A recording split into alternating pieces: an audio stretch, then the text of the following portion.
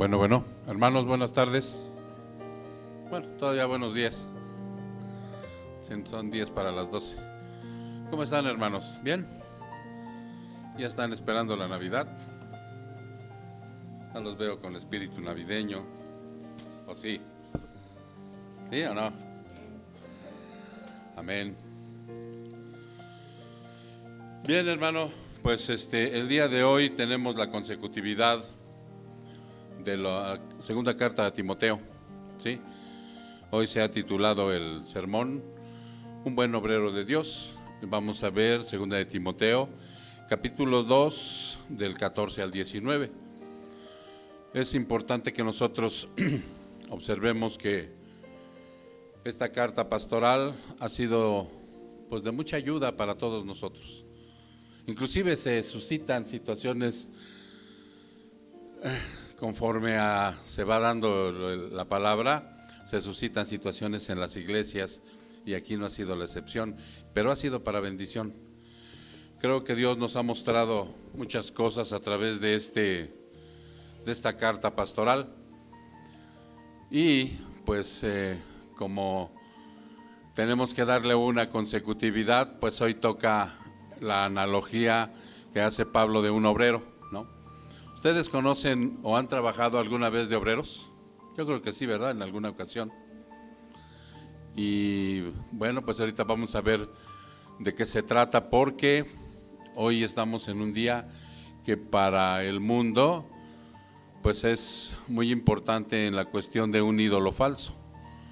Hoy ustedes se van a encontrar por todos lados aglomeraciones, al rato va a haber mañanitas, al rato va a haber un sinfín de festejos que nosotros inclusive anteriormente estábamos inmersos algunos de nosotros en ello, ¿sí? E inclusive es tan fuerte y tan grande el avasallamiento de este ídolo muerto que hay un gran éxodo todos los años, ¿sí? Que vienen de muchas partes de la República y se sitúan en un lugar que se llama el Cerro del Tepeyac, ¿no? Donde inclusive muchas veces, a lo mejor en el pasado antes de ser cristiano, tú fuiste a hacer una manda o fuiste a visitar ese templo, ¿no? Entonces, pero hoy nosotros, a Dios gracias, Dios nos ha rescatado de la idolatría y hoy creemos en un Dios vivo, en un Dios que verdaderamente ya no está clavado en una cruz, en un Cristo resucitado, en una Trinidad sacrosanta. Ahora, a Dios gracias, estamos libres de esa idolatría, pero también tenemos que tener mucho cuidado con los ídolos del corazón. Ya lo hemos mencionado, ¿no? Que luego sin darnos cuenta ya estamos idolatrando algo y tenemos que estar bien pendientes. Por esa razón nosotros tenemos que estar constantemente en la palabra. Constantemente tenemos que estar orando y constantemente tenemos que estar haciendo un autoexamen para ver si verdaderamente, o sea, nuestra fe es genuina. Esa profesión de fe que un día hicimos es genuina. Y hoy, pues como no es la excepción, Dios va a tratar con nosotros a través de estos versículos. Porque hablar de un buen obrero de Dios es importante. Y como preámbulo dice aquí que para hacer una introducción al tema, yo creo que lo más importante es la oración. Así que vamos a orar, hermanos, y luego vamos a ir leyendo versículo por versículo y vamos a ir aplicando, como ya lo hemos hecho en mucho tiempo, la predicación expositiva a nuestra vida. ¿Sale? Padre, te damos gracias, Señor, porque en esta preciosa y hermosa mañana tú nos has puesto aquí para que nosotros podamos escucharte. Y al escucharte, Señor, podamos ser obedientes a tu palabra. Y al ser obedientes a tu palabra, Señor, recibamos esa bendición, esa unión, esa coinonía que como hermanos hacemos todos los domingos y también todos los benditos días. Yo te ruego, mi Señor, que aunque estemos pasando por angustia, tribulación, sufrimiento o dolor, tú pongas el gozo en esta mañana en nuestro corazón, para que de esa manera, Padre, podamos ser receptivos a toda la enseñanza que tú hoy, el día de hoy nos vas a dar. Muchas gracias, Padre. Yo sé que tú eres bueno, Yo sé que eres un Dios de consolación, de misericordia, Padre, y que comprendes perfectamente la imperfección de tus hijos. Y además nos ayudas, Padre, y además intercedes por nosotros. Bendito sea, Señor. Todo esto lo valoramos, lo aquilatamos. A pesar de nuestra imperfección, sabes que te amamos con todo nuestro corazón. Bendito seas, Padre. Todo esto te lo pedimos en el precioso nombre de Cristo Jesús. Su pueblo dice, amén. ¿Ok? Bien, hermanos, pues vamos a ver como preámbulo para introducir el tema. Vemos el eterno conflicto entre la verdad y la mentira. Eso es lo que vamos a ver como preámbulo. Como en estos versículos se nos va a hacer muy claro que sabemos que existe una verdad absoluta. Para nosotros sí hay una verdad absoluta. Ya no estamos en el punto de lo relativo. El cristiano ya no. El cristiano ya no fluctúa en eso de que si esto es bueno para ti, el otro es bueno para acá, y que si es bueno para mí, no es bueno para ti, ya no. No, nosotros ya sabemos que tenemos una verdad absoluta, y esa verdad absoluta es la palabra de Dios. Pero también existe la mentira. Ahora nosotros conocemos la verdad porque conocemos cómo piensa nuestro Señor Jesucristo, o sea, lo que es su mente. ¿Sí recuerdan ese versículo, hermanos, que dice, nosotros tenemos la mente de Cristo? ¿Sí lo recuerdan? Y precisamente fluctúa en que nosotros ya tenemos esto. Tenemos una salvación, y como la salvación nos provee, a través del arrepentimiento y de la fe, nos provee que ahora podamos entender la revelación del Señor. Por eso es que nos lo afirma Pablo en un versículo. Ahora nosotros tenemos la mente de Cristo, ¿sí? Aquí está su revelación. Ahora ya nada más se trata de darle un buen discernimiento. Al darle un buen discernimiento, nosotros podemos estar en la plena seguridad de que estamos caminando en lo correcto. Ahora, pero también va a haber un testimonio para saber si eso es correcto, lo que estamos haciendo. ¿Cuál sería? El fruto. El fruto que se va desarrollando en nuestra vida de una manera en donde la conversión, el fruto de la conversión es la santidad progresiva. Y esa santidad progresiva nos va a dar el testimonio si verdaderamente hicimos una profesión de fe verdadera. Porque precisamente aquí va a hablar de la mentira, y dentro de una iglesia, dentro de las iglesias, ¿sí? No escapa la iglesia de Cristo a vivir este tipo de situación de la mentira dentro de las iglesias. Por eso es que Pablo enfatiza mucho esa situación del conflicto entre la verdad y la mentira. En alguna ocasión el Señor Jesucristo dijo, tu palabra es verdad. ¿Recuerdan? Me parece que está en el Evangelio de Juan. Tu palabra es verdad. Por eso es que tenemos la mente de Cristo y la seguridad de que esta es la verdad absoluta, sin ninguna falla, sin ningún error. La situación, como les vuelvo a repetir, fluctúa en que nosotros realmente pues somos imperfectos y a veces nos cuesta mucho trabajo entender la revelación. Pero una vez que se entiende y se paladea y se disfruta, el siguiente paso es que dé fruto a través de la práctica. Una vez que se da la práctica, tiene que haber un fruto. Entonces dice tu palabra, la palabra de Dios y nuestro Señor Jesucristo es lo mismo. O sea, Dios y su palabra es lo mismo. Para poder observar entre el contraste entre la verdad de Dios y lo mentiroso del hombre, tenemos un versículo que nos enfrenta a esto, ¿no? Vamos a Romanos 3. Estamos en el preámbulo, todavía no entramos al... Vamos a Romanos capítulo 3, en el versículo 4a. Y cito, Romanos 3, versículo 4a. De ningún modo, antes bien sea hallado Dios veraz, aunque todo hombre sea hallado mentiroso. ¿Ok? Este pequeño versículo nos da la certeza de que la verdad del Señor es tajante y absoluta. Y nosotros tenemos una naturaleza mentirosa. Obvio que al ser salvos y al ser regenerados, ¿sí?, nosotros somos capacitados para ahora dejar de practicar la mentira. No de una manera total y al 100%, pero sí la vamos a tener que dejar de practicar.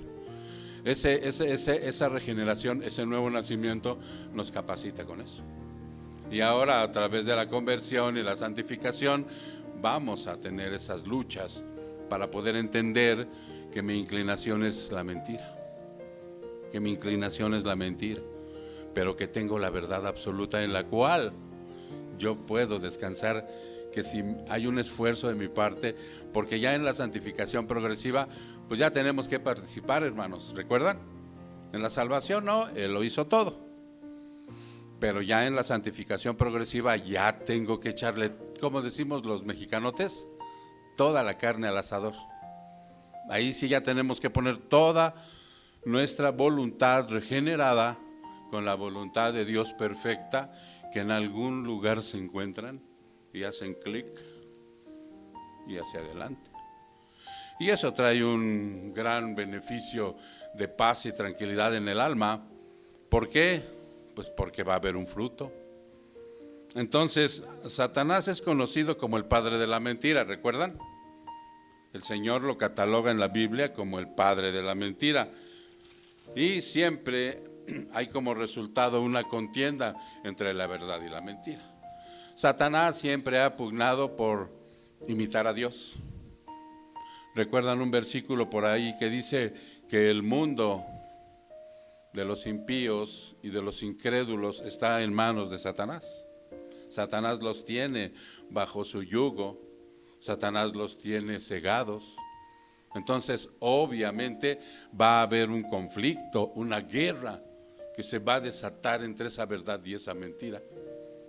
Y por eso el cristiano, que es el que ya regenerado, insiste en conocer la verdad y tener un fruto de ella, pues es el que más va a tener conflicto con estas mentiras. Van a aparecer a cada rato por ahí. Vean lo que dice Juan 8. Vámonos a Juan 8.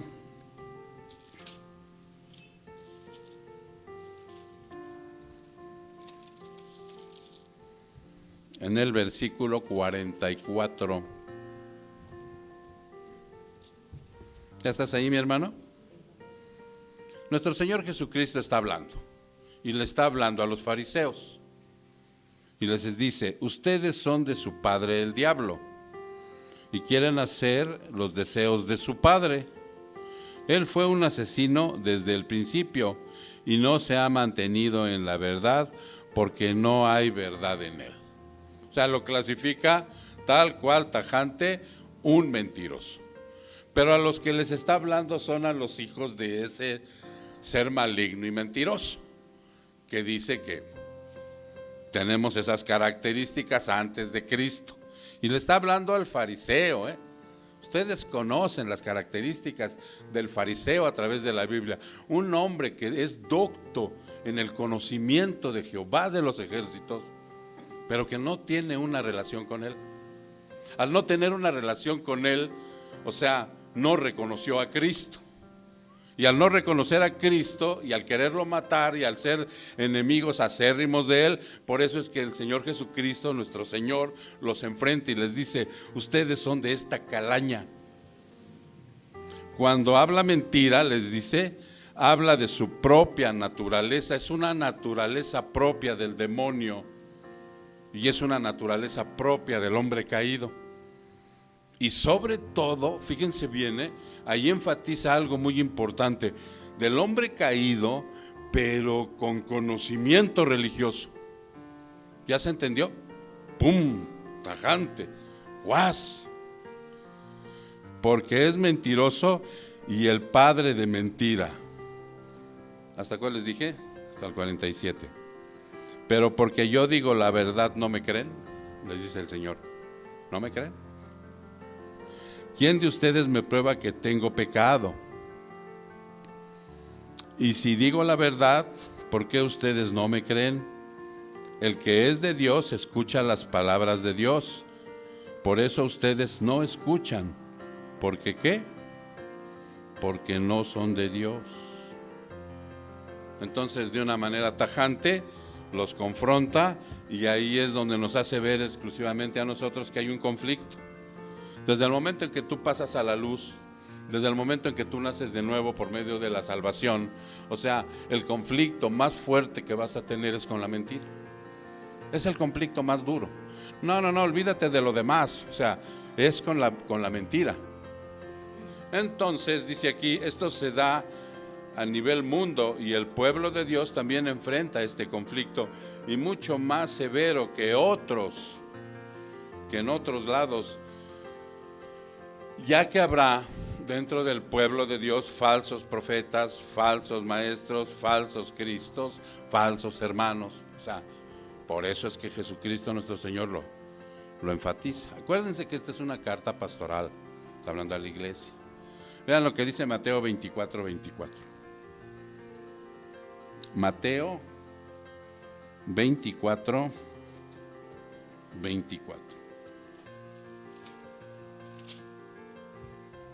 Cito: porque se levantarán falsos cristos y falsos profetas, y mostrarán grandes señales y prodigios, para así engañar, de ser posible, aún a los escogidos.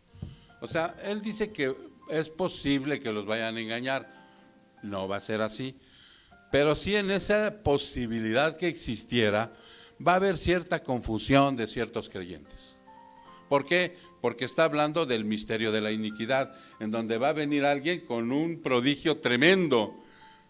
Y esto ya ha sucedido y ya lo hemos vivido en algunas iglesias, cuando tú observas ciertos milagros, prodigios y señales que hacen algunos predicadores, pastores de sanidades y todas estas cosas, en donde tú los ves y dices, wow, ¿no? Digo, yo tuve la oportunidad de estar en algún lugar así y vi ese tipo de prodigios, y pareciera ser que son del Señor, mas sin embargo, ya analizando la palabra, no vienen de ahí. Por eso es que lo advierte el Señor. Tengan cuidado con este tipo de situaciones, tengan mucho cuidado. La mentira existe para desanimar. Fíjate bien, la mentira existe para desanimar, confundir, descorazonar, intimidar y acobardar al pueblo de Dios. Hoy día abundan sectas. ¿Ustedes saben qué quiere decir la palabra secta? Porque es bien importante que ustedes sepan por qué se denominan sectas. Y no piensen que secta religiosa, secta, cuando ustedes escuchen secta, no es una secta satánica, así que, ¿no? Andan vestidos de negro y con gorros de cucurucho y aquí es la efigie del demonio, ¿no? De un cabrito. No.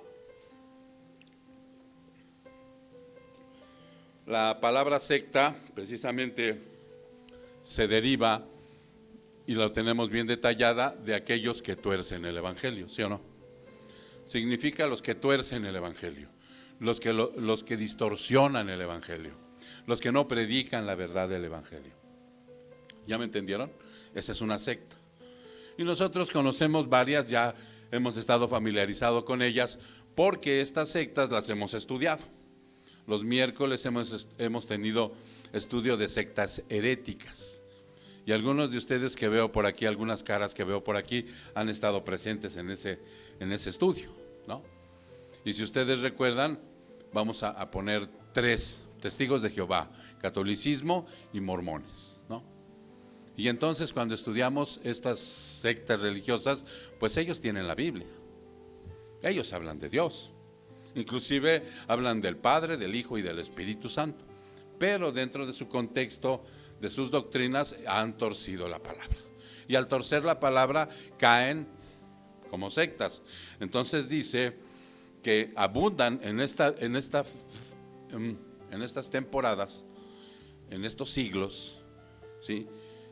Abundan sectas por todos lados. Vas a ver cómo hablan de Dios. Abundan también religiones falsas, filosofías, ¿no? ¿Tú sabes lo que es una filosofía? Algo que se parece mucho así como al universalismo, en donde hablan de que el hombre está centrado en sí mismo y que puede ser muy fuerte, que puede salir adelante por sus propios medios. ¿Cómo se llaman los arminianos, verdad? Que hay algo bueno dentro de ti y que verdaderamente tú puedes salir adelante una vez que tú hagas una introspección de tu vida. A muchos inclusive los llevan a hacer algunos aspectos de introspección de su vida para poderlos meter ahí en hipnosis, en muchas cosas. Existen programas de recuperación también, ¿no? ¿Ustedes saben cuál fue el primer gran tronco de donde salieron los demás? ¿Alguien tiene detallado esto? ¿No? Bueno, fue AA.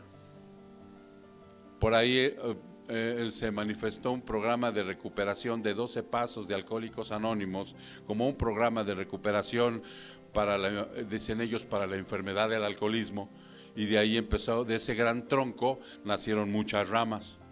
Ahora hay 12 pasos para los comelones compulsivos, 12 pasos para los neuróticos anónimos, 12 pasos para los drogadictos, 12 pasos para las mujeres que aman demasiado. ¿Cómo se llaman esas mujeres que aman demasiado, que les dicen relaciones destructivas amorosas? Y luego el cristiano quiere ir ahí para afianzarse. No. También hay muchas denominaciones cristianas. También hay muchas denominaciones cristianas que en un momento dado empezaron bien y se fueron torciendo. Fueron torciéndose a través del tiempo y ahora han caído en muchas de estas cuestiones mundanas. Se han vuelto al humanismo. ¿Sí? Cuando una secta, cuando una denominación cristiana se vuelve al humanismo, entonces empiezan a ver más el egocentrismo, centrada la doctrina en el hombre y no en Dios. ¿Ya se entendió? Al tener esta tendencia, entonces se vuelven humanismos y empiezan también a meter sabiduría de tipo mundana. Empiezan a aparecer por ahí libros de algunos grandes pensadores y lo empiezan a compaginar con los versículos y todo lo de la Biblia. Esto es verdaderamente una pandemia, hermano. Esta sí es una pandemia de la cual hay que tener mucho cuidado. Hace unos meses hicimos una serie, ¿cómo se llamó, Pepe? El que hicimos el miércoles, acerca de que le llamamos como pandemia. Sí, la pandemia de la iglesia, ¿cuál era, no? La consecuencia de esto es que ya muchos viven practicando el universalismo, ¿no? El universalismo dice que todos cuando mueran, ¿a dónde van? Al cielo. Ya no hay infierno. También el hedonismo. ¿Ustedes saben qué es el hedonismo? Es cuando la gente se centra en sí misma. Se centra en sí misma. Tú nunca, ahorita que te venías para acá, nosotros tenemos algunos rasgos hedonistas, todos. Ahorita que te venías para la congregación, ¿no te paraste en tu espejo así de cuerpo completo? Y te paras así, mira, y te ves el pantalón, a ver, no, y te das la vuelta y luego le preguntas a tu esposa, ¿cómo me quedó? Ese es el hedonismo, alguien que se ama mucho, ¿no? Entonces caen en ese tipo de, y todos practicamos cierto tipo de hedonismo, o sea, no podemos mentirnos tampoco. También está la psicología, hermanos, en donde empieza a ver las cuestiones de la mente, de algunas prácticas que utilizan en las iglesias para decirles qué tipo de carácter tienen, si se me olvidan esos rasgos que luego avientan de la psicología, ¿no? Que si es se me olvidó ahorita. También caen en la fornicación, este tipo de sectas. Son sectas que son muy dadas a practicar dentro de ese núcleo las fornicaciones. O sea, es muy bien visto que un hermano o hermana tengan relaciones sexuales fuera del matrimonio, no hay problema. Y también practican el adulterio, otros la homosexualidad y el lesbianismo. Y si no me creen, de verdad, hermanos, porque creo que se trata de que también indaguemos como los de Berea, vean en algunos artículos en internet, sí hay iglesias de este tipo que aceptan este tipo de cristianos, con todas estas características, y sí las hay. Y yo inclusive la otra vez les dije de un pastor y hasta les di el nombre que existe en Estados Unidos, que este hombre estaba en una iglesia pentecostal en donde tenía, a pesar de sus brincos y guarachazos que dan los pentecostales, o sea, tenían una sana doctrina en donde era la salvación, ¿sí?, por medio de la gracia, por medio de la fe, pero posteriormente cambió totalmente su doctrina y ahora es una iglesia donde él recibe a todos sin regeneración. Los recibe y dice que Dios los ama así. Y hay varias ya, han purulado. Ahorita vamos a ver por qué, ¿no? Entonces, cuando vemos esto, que todas estas prácticas que existen en estas denominaciones cristianas, porque lo último que te di fueron de las denominaciones cristianas, pues sí es un peligro, hermano. Es un fuerte peligro para el cristianismo, ¿no? Y que tenemos que estar pendientes de esta situación. Vean lo que dice Segunda de Pedro. Vamos a leer esta porción en Segunda de Pedro. Es capítulo 1, vamos a ver el capítulo 1. Y te lo voy a ir mostrando. Segunda de Pedro, capítulo 1, versículo 1.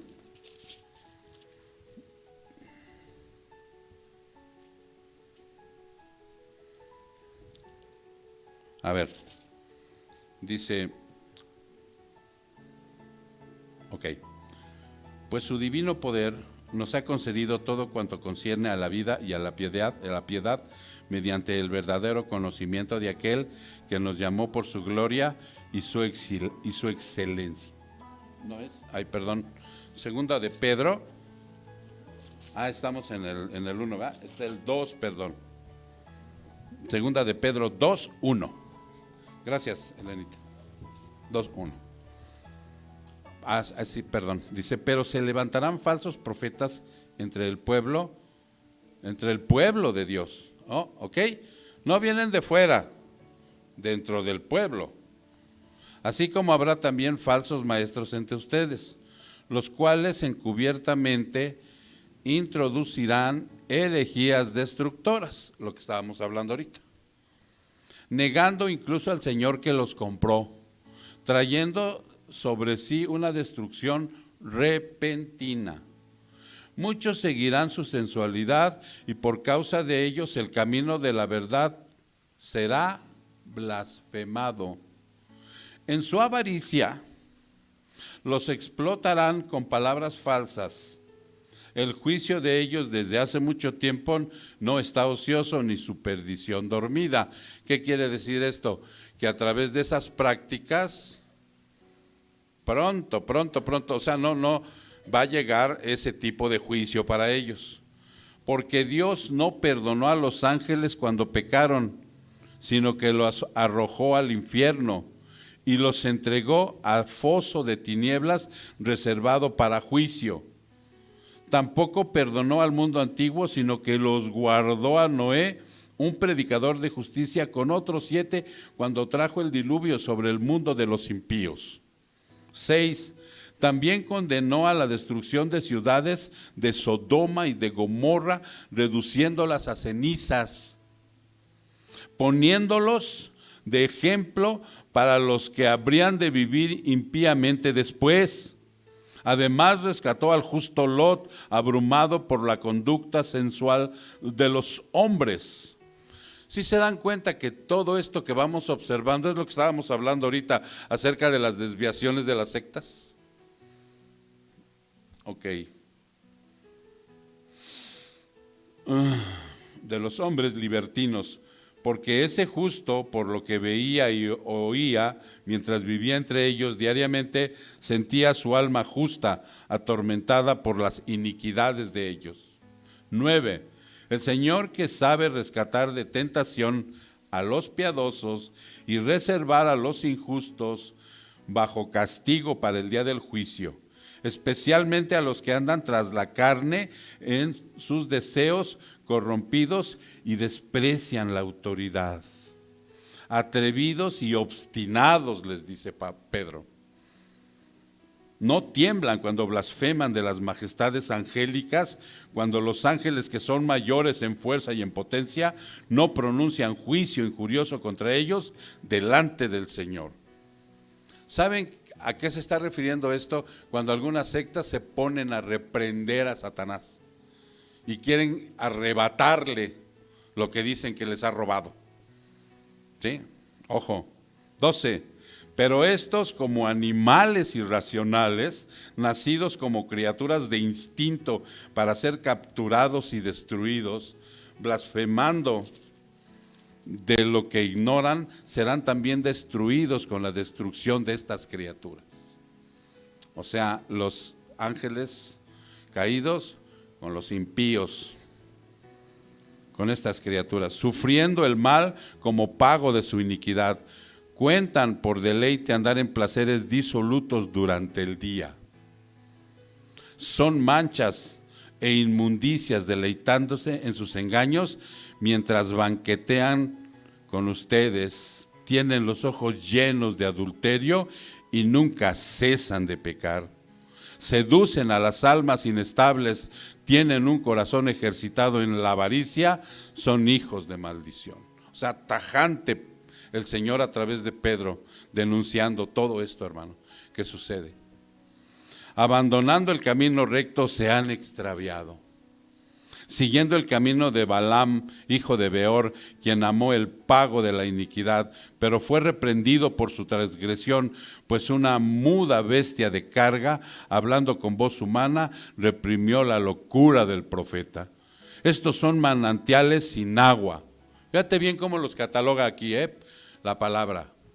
Estos son manantiales sin agua, bruma impulsada por una tormenta para quienes está reservada la oscuridad de las tinieblas, pues hablando con arrogancia y vanidad, seducen mediante deseos carnales por sensualidad a los que hace poco escaparon de los que viven en el error.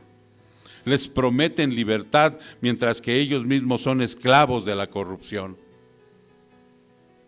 ¿Sí han visto estos predicadores, hermano? Sí los han, digo, nosotros muchos salimos de algún lugar de estos. Pues uno es esclavo de aquello que lo ha vencido.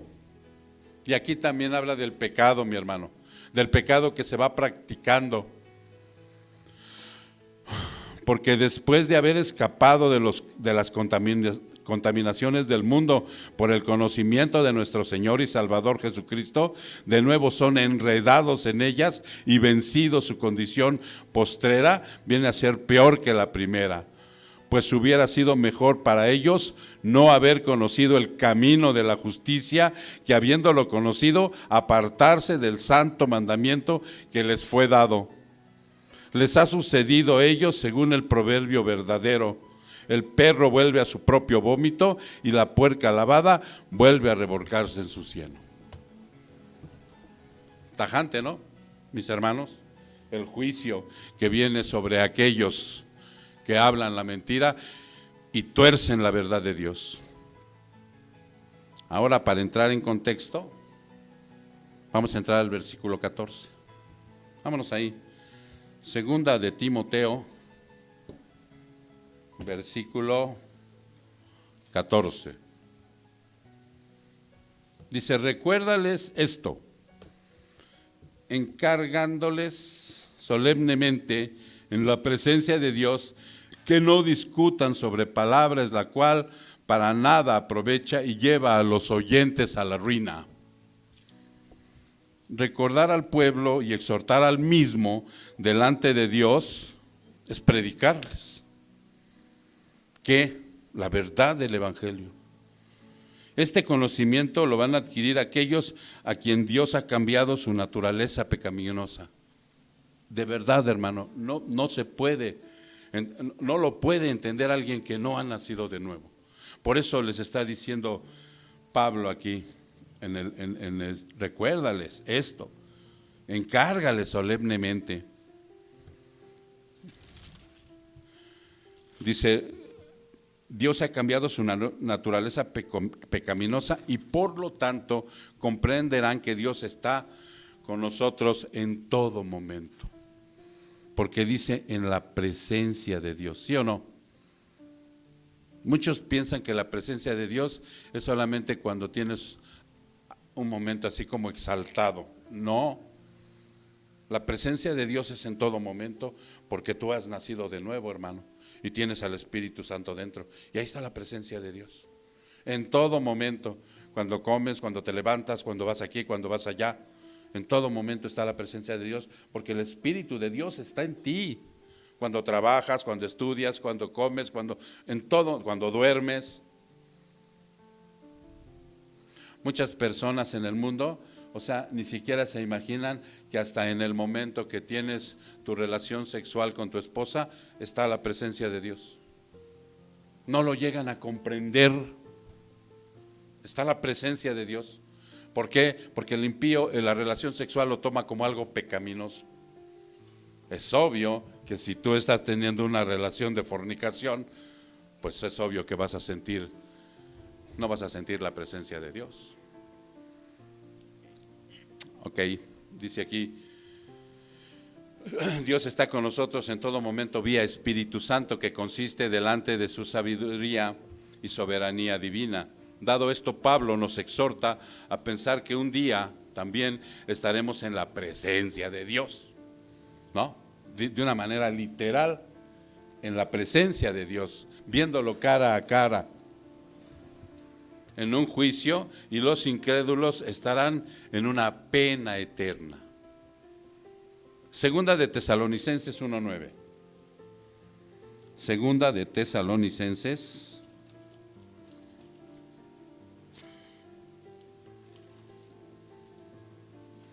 1, versículo 9. Estos sufrirán castigos de eterna destrucción, excluidos ¿de dónde? Dice ahí, de la presencia del Señor y de la gloria de su poder. Pero mientras llegue ese día, para nosotros que estemos en su presencia, mientras llegue ese día, no discutamos sobre palabras vanas e inútiles. Aquí Pablo nos está exhortando a no entrar en ese tipo de contienda, de pérdida de tiempo. Nosotros, al ser regenerados por Cristo, una de las funciones que Él nos entrega es sabiduría que viene de lo alto. Ya no somos aquellas personas que alegamos por alegar, que discutimos por discutir, que queremos ganar una discusión. Ya no, hermano. A veces hay que aprender a callar, y aquí lo está diciendo el apóstol, ¿sí? Deja esa situación de discutir con palabras vanas e inútiles, y sobre todo con falsos maestros, hombre, o con falsos creyentes. No debemos debatir con ellos, no importa cuán bíblicos puedan ser los argumentos, hermano, de verdad. Los cristianos que debaten con incrédulos permiten que la escritura, o sea considerada a nivel de la sabiduría humana. ¿Te has puesto a pensar eso? Imagínate, te pones a debatir con alguien, con una persona que no conoce de Cristo. Y aquí lo está diciendo el Señor a través de ¿quién? A través de Pablo. Recuérdales esto, encargando solemnemente en la presencia de Dios, no discutan sobre palabras las cuales nada aprovecha y lleva a los oyentes a la ruina. Ok.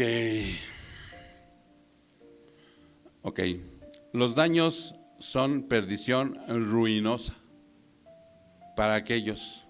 Segunda de Pedro 3, 15, 16. Segunda de Pedro 3.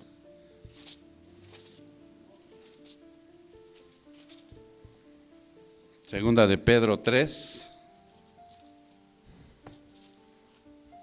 versículo 15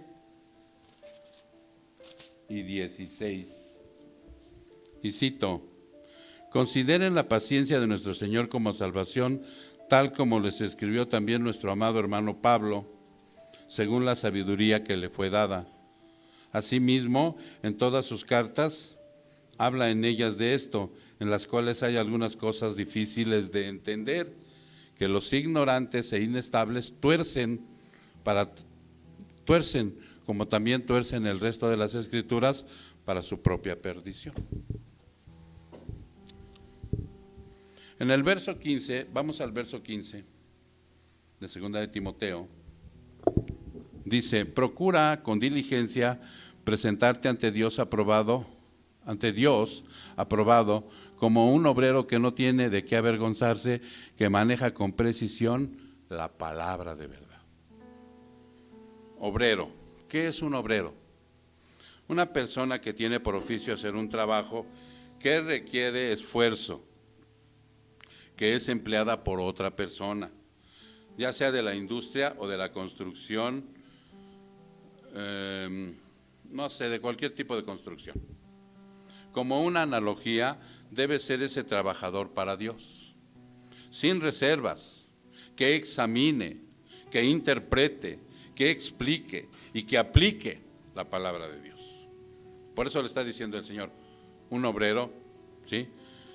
Aquí le dice, un obrero aprobado, te presentes con diligencia a Dios, aprobado como un obrero que no tiene de qué avergonzarse, que maneja con precisión la palabra de la verdad.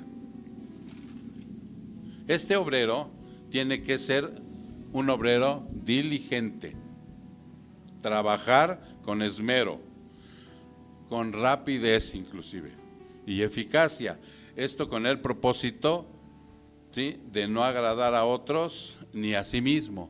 Sí, porque a veces en el mundo tú estás haciendo la chamba para agradarle a alguien, ¿verdad? Si estás en el trabajo, a veces quieres quedar bien con tu supervisor. Digo, esto no quiere el Señor dentro de su trabajo. Dice, esto que vas a trabajar como obrero para Dios, tienes que ser diligente, trabajador con esmero, con rapidez, tienes que ser eficaz, y esto con el propósito no de agradar a otros o a ti mismo, que tú te sientas así bien capaz. Pastor, entonces, ¿en dónde quedo yo? No, o sea, es que no se trata de ti, hermano, se trata de Dios, sino presentarte ante Dios para su aprobación. Él inspeccionará tu vida y la avalará si estás haciendo esto. ¿Por qué, hermano? Porque dentro del cristianismo, si tú quieres agradar a los hombres, vas en contra de lo que dice Dios. ¿A quién tienes que agradar? A Dios. No todos van a tener una opinión acertada de ti, ¿sí? Así que, dice, y así seguir agradando a Dios. Esto está en Gálatas 1:10. Vámonos a Gálatas 1:10. Gálatas 1:10.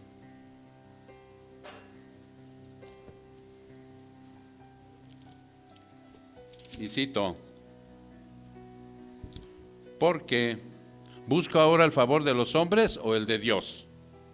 ¿O me esfuerzo para agradar a los hombres? Si yo todavía estuviera tratando de agradar a los hombres, no sería un siervo de Cristo. O sea, claramente te lo dice.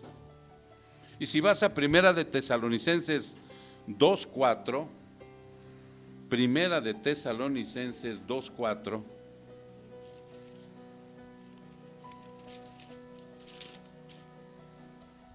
cito,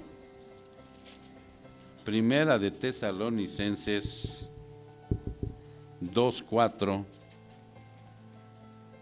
esto digo para que nadie los engañe con razonamientos persuasivos. A ver, no, Primera de Tesalonicenses 2, ay Dios mío, estoy en Colosenses. Primera de Tesalonicenses 2:4. Ok, cito.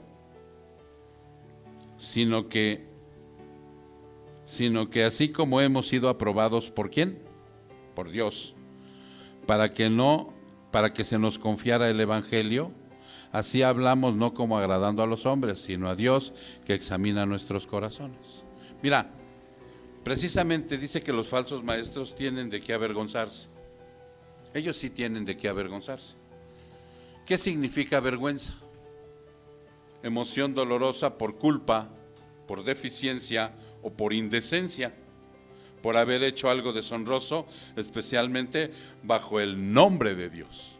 Esto es una vergüenza, esto causa vergüenza, pero tú te vas a presentar sin estar avergonzado, porque Él conoce tu corazón, Él sabe lo que estás haciendo, si lo estás haciendo para el Señor o para los hombres, para agradar a ellos, para agradarte a ti o para agradar a Dios.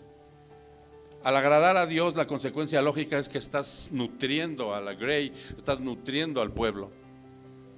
Entonces, obviamente que tú no tienes nada de qué avergonzarse cuando te tienes que presentar ante Dios, porque ya viste lo que significa la vergüenza delante de Dios. Emoción dolorosa por culpa, deficiencia o indecencia, por haber hecho algo deshonroso, especialmente bajo el nombre de Dios y disfrazado de cristiano además. O sea, con ese disfraz de cristiano. Primera de Juan 2:28. Primera de Juan 2:28. Y ahora, hijitos, permanezcan en Él para que cuando se manifieste tengamos la confianza y no nos apartemos de Él avergonzados. ¿En dónde? En su venida. Pero aquellos que no tienen vergüenza, digo, porque alguien se puede sentir la vergüenza de estar haciendo algo mal delante de Dios, pero ¿te acuerdas de esa palabrita? Tú no tienes ni vergüenza, hermano. ¿Te acuerdas de esa palabrita? Tú no tienes ni vergüenza, hijo. ¿Y los que no tienen vergüenza? Filipenses 3:18-19. Filipenses. Vámonos a Filipenses 3:18 y 19. 3:18 y 19. Porque muchos andan, como les he dicho muchas veces, y ahora lo digo aún llorando, que son enemigos de la cruz de Cristo, cuyo fin es perdición, cuyo Dios es su apetito y cuya gloria está en su vergüenza, los cuales piensan solo en las cosas terrenales. Obvio que un buen predicador como obrero construye un camino recto, o sea, se esmera para predicar el evangelio y no sacarlo de contexto o torcerlo, ¿cierto? Si nosotros vamos al verso 16, segunda de Timoteo, vamos avanzando, hermanos, porque si no nos cae la noche. Dice, evita las palabrerías vacías y profanas, porque los dados a ellas conducirán a más y más a la impiedad. La controversia en ese tiempo era con respecto a la ley y a la gracia. Esa era la bronca que tenía Pablo en aquel tiempo. Él llegaba a predicar el evangelio y inmediatamente los judaizantes querían pertenecer a Cristo, pero sin dejar de hacer sus prácticas judías, ¿sí? Querían circuncidarse, querían seguir haciendo sacrificios, o sea, como ahora en muchas iglesias. Ahora en muchas iglesias, o sea, ya saben, ya llevan las danzas de la cuestión esta del judaísmo, tocan el shofar, ponen muchos adornos. Es más, algunos predicadores hasta tienen la bandera de Israel aquí en el púlpito. ¿Sí? Y quieren hacer este tipo de alusión al judaísmo. Bueno, pues con Pablo era peor todavía. Querían que metieran prácticas de los judíos, ¿no? Y ese era el problema con Pablo. Entonces la controversia en tiempo era en esto. No eran chismes, eran ciertas herejías destructoras, el error, el pecado y el mundo. El error, dice, eran herejías destructoras, el error, el pecado y el mundo. Sí, aquí esto no hace a nadie salvo. ¿Cómo eran salvos desde aquel tiempo? Pues, por gracia, por medio de la fe. A nadie, o sea, sean salvos las cuestiones de las prácticas de la ley. A nadie hace salvo palabrerías vanas. A nadie, hermanos. Es a través de la gracia por medio de la fe. Eso es tan claro que nosotros lo podemos entender, aunque no seamos muy teólogos. En el verso 17 y 18, fíjense lo que dice. Verso 17: y sus palabras se extenderán como gangrena. A ver, sí dice así, ¿verdad? Y su palabra se extenderá como gangrena. Entre ellos están Himeneo y Fileto, que se han desviado de la verdad diciendo que la resurrección ya tuvo lugar, trastornando así la fe de algunos.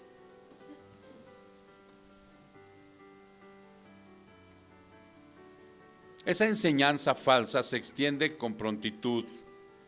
¿Cuál?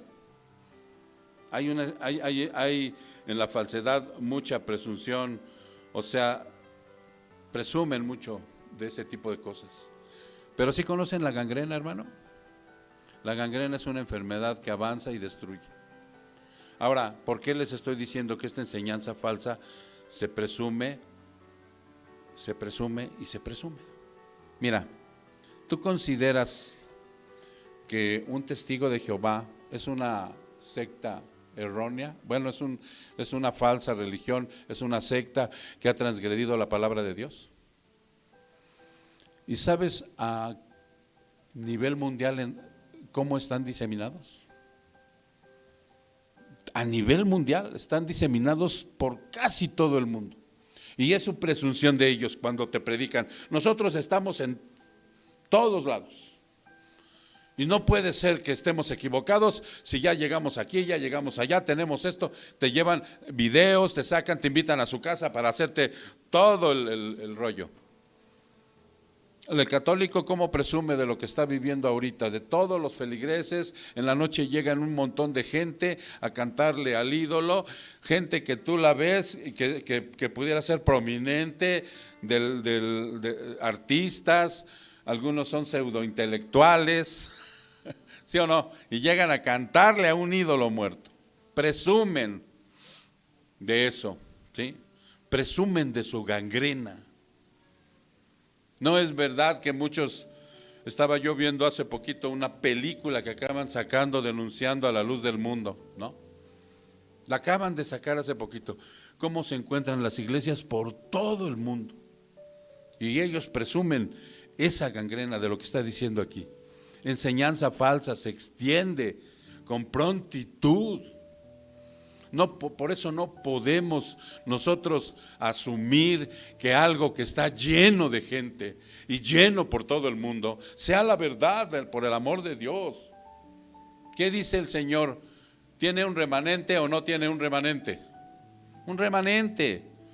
Somos en realidad poquitos. O sea, no somos una multitud.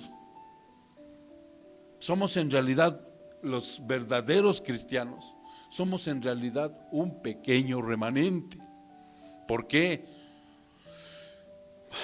Pues porque la verdad se tiene que manifestar de esa manera, hermano. Ahora dice aquí, primera de Juan 5:19. Primera de Juan 5:19.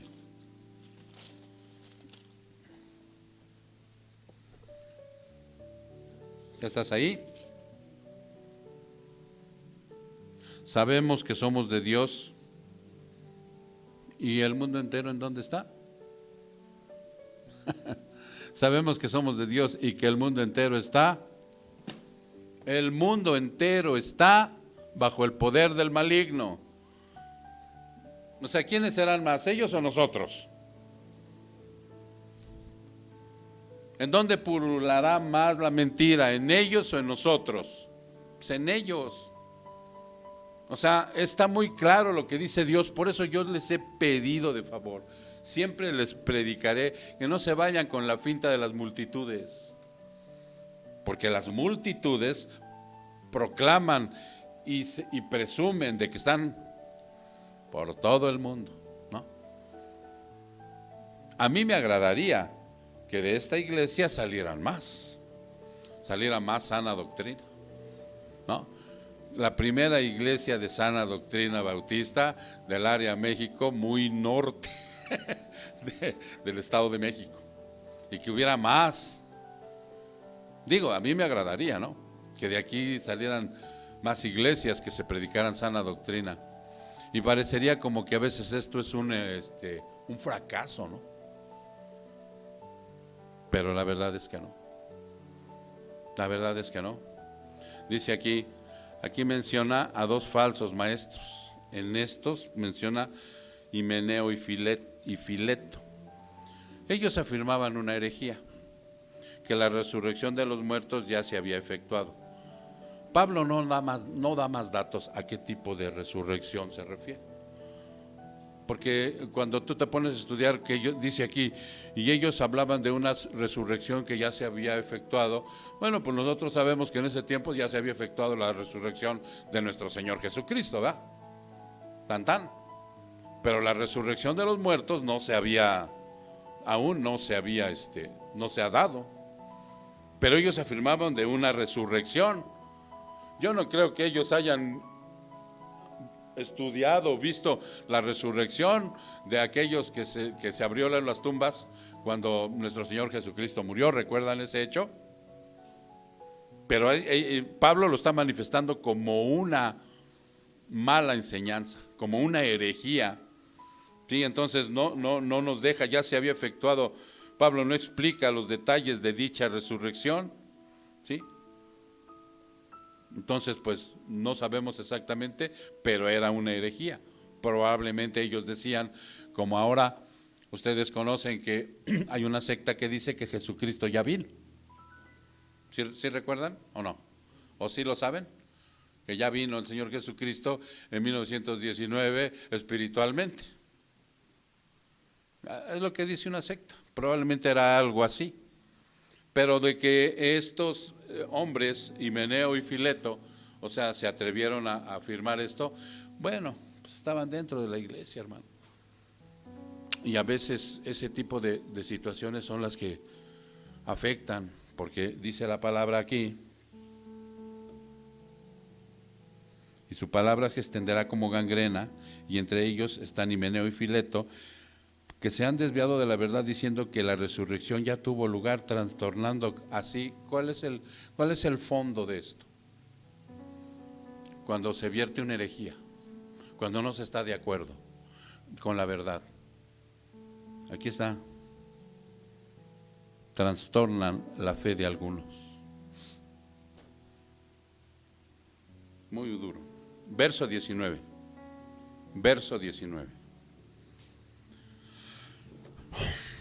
Y ya con eso cerramos.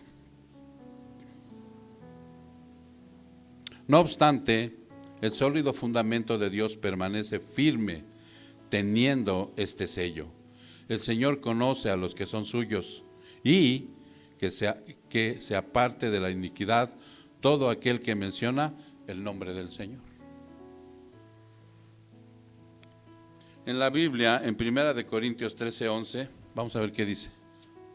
En la Biblia, en 1 Corintios 13:11, 1 Corintios 3:11, dice, pues nadie puede poner otro fundamento que el que ya está puesto, el cual es Jesucristo. Ese es el único fundamento que hay, no hay otro. Por lo que dice aquí Pablo en el 19. No obstante, el sólido fundamento de Dios permanece firme teniendo este sello. Dice que el fundamento de la iglesia es Cristo.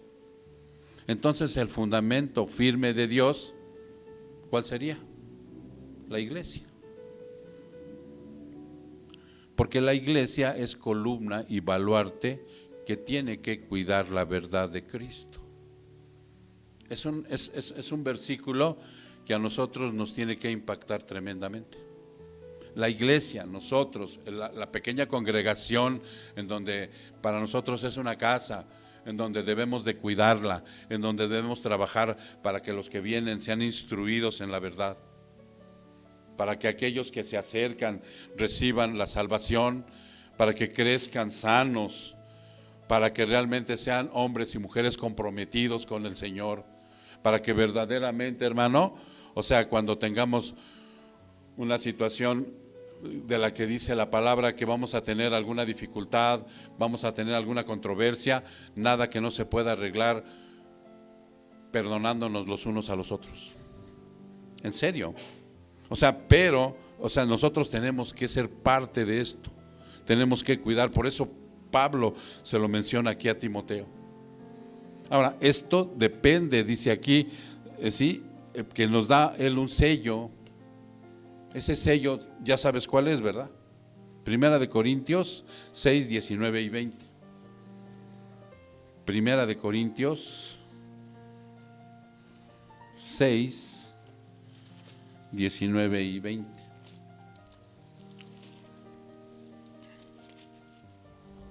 Seis, 19 y 20. ¿O no saben que su cuerpo es templo del Espíritu Santo que está en ustedes, el cual tienen de Dios, y que ustedes no se pertenecen a sí mismos, porque han sido comprados por un precio? Por tanto, glorifiquen a Dios con su cuerpo y con su espíritu, los cuales son de Dios. Ese es el sello que tenemos nosotros, el Espíritu Santo, ¿sí? Nosotros, al ser escogidos, al ser identificados, dice aquí, dice, el Señor conoce a los que son suyos. Él sabe verdaderamente quién es de Él. Lo ha afirmado en la palabra un sinfín de veces. Y por eso cuando nos reunimos como iglesia, tenemos que estar en la unidad del Espíritu, en el vínculo de la paz. Aquí, cuando nosotros tenemos a veces alguna dificultad, es por nuestro carácter, de verdad, hermano. A veces hemos tenido dificultades y nos peleamos por cualquier cosita. Es por nuestro carácter, por el orgullo, exactamente. A veces el orgullo de alguien está más fuerte que el otro y chocan, pero nada que no se ha arreglado con una buena plática y entramos en la misma sintonía. Esta iglesia puede ser criticada de muchas cosas, pero no de que hay mala doctrina. De verdad, hermano. Y cuando los hermanos que han estado trabajando hombro con hombro a través de esto, se va manifestando que el beneficio y el testimonio es cuidar esto, la verdad de Cristo. Al cuidar, hacer columna y baluarte de esta verdad, nosotros tenemos que tener la seguridad de que todo aquel que ha escogido Dios y que lo conoce, que es suyo, va a dar fruto. Va a dar fruto. Porque también tenemos el conocimiento de que todo aquel que no es de Dios, como los fariseos, no va a dar fruto. Y en lugar de ser una unidad, va a ser un dolor de cabeza. Va a ser un dolor de cabeza. Entonces, son verdades que no podemos evadir del Evangelio. Son verdades que vivimos y que tenemos que seguirnos preparando y fortaleciendo. A mí siempre me desagradó que ahí en la iglesia donde yo estaba, el pastor corriera a la gente. Siempre me desagradó. Pero él lo hacía de una manera muy, ¿cómo diríamos? Fácil, ¿sí? ¿No? Les decía, largo de aquí. No era ni sutil. Y les decía a los de servicios, no me dejen entrar a fulano ni a sutana, o la familia entera inclusive. Así, era muy tajante ese pastor. Siempre me pareció mal. Y ni en los peores momentos de contiendas que han hecho algunas personas aquí, me ha llegado a tomar una decisión así para planteársela, porque no lo manda Cristo. No lo manda Cristo. Pero sí, hermano, sí le puedo decir a las personas con toda sinceridad que si no se encuentran a gusto en la iglesia por alguna circunstancia, pueden tener toda la libertad de irse. En serio, toda la libertad de irse. ¿Por qué? Dice un viejo refrán que a fuerzas ni los zapatos entran. Entonces, son cosas muy claras. Esta iglesia siempre ha estado abierta a ese tipo de cosas, de que alguien regrese arrepentido. No, que regrese arrepentido y que regrese con un deseo sincero de ser parte de esto, para cuidar la verdad, porque somos columna y baluarte de cuidar la verdad de lo que dejó el Señor Jesucristo, y que vamos a entregar cuentas de esto. Por esa razón, mis hermanos, es importante que nosotros siempre lo tengamos en cuenta. Y cerramos con un versículo, Segunda de Tesalonicenses 2:3.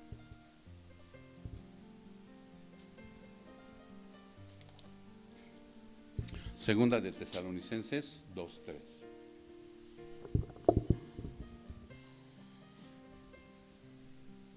Pero nosotros siempre tenemos que dar gracias a Dios por ustedes, hermanos amados, porque el Señor, Segunda de Tesalonicenses 2:13. 2:13. Sí. 2:13. Sí. Pero nosotros siempre tenemos que dar gracias a Dios por ustedes, hermanos amados, por el Señor, porque Dios los ha escogido desde el principio. ¿Para qué? Para salvación, mediante la santificación por el Espíritu y la fe en la verdad. Confiamos en eso, trabajamos en eso, vivimos para eso, nos esforzamos. Tenemos que pasar tribulación, persecución, angustia, lo que sea, por eso. No hay problema. Dios es el que sostiene, Dios es el que guarda, Dios es el que da la bendición, y Dios es el que en un momento dado también nos va a jalar las orejas si estamos haciendo algo mal. Confiamos en eso. Por esa razón seguimos avanzando en esta carta, para que todos aquellos, ¿sí?, que vayan escuchando esto, pues sean obedientes a lo que dice el Señor. Vamos a orar. Padre, te damos gracias, mi Dios, porque en esta preciosa y hermosa mañana, a través de tu Espíritu Santo, se han explayado las verdades de un buen obrero del Señor. Por lo cual yo te ruego, Padre, que nos permitas seguir avanzando en tu reino, para que de esa manera, Señor, nos presentemos aprobados ante Dios. Que no haya vergüenza en nosotros al presentar, Señor, todos los días en tu presencia, en el trono de gracia, lo que tú nos has dado y lo cual nos has bendecido. Padre, nosotros sabemos que tú tienes disciplina. Nosotros sabemos que tú inclusive levantas a aquellos necios, para que de esa manera, Padre, nosotros no podamos seguir transgrediendo esto.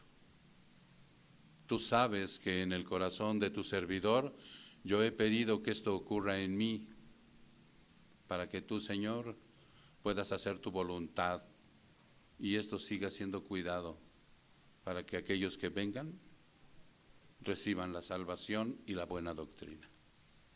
Te damos gracias de tu cuidado, Señor, porque el mundo está infestado de la mentira.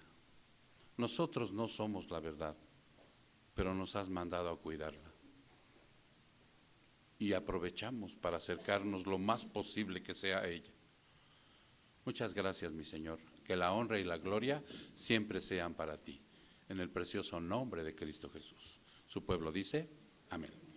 Nos ponemos de pie para la última alabanza.